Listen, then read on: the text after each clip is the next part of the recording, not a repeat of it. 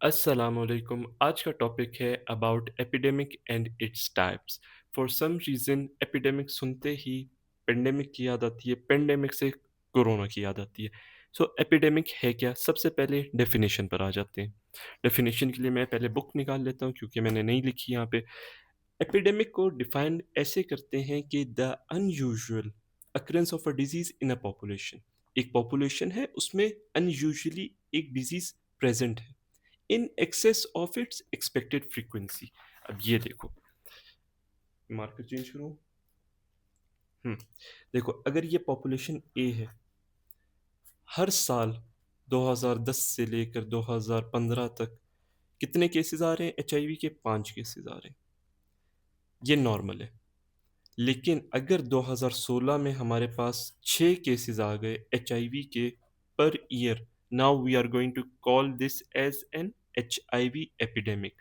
क्यों? क्योंकि डेफिनेशन में पहला कंपोनेंट है ही यही कि the unusual occurrence of a disease in a population in excess of its expected frequency.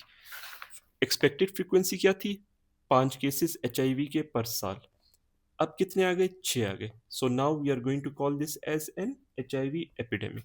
दूसरा कंपोनेंट ये है कि अगर डिजीज प्रेवलेंट नहीं है एक स्पेसिफिक टाइम में, एक स्पेसिफिक पॉपुलेशन में, लेकिन बाद में उसका कंफर्म्ड केस आ जाता है, then also we are going to call this as an epidemic.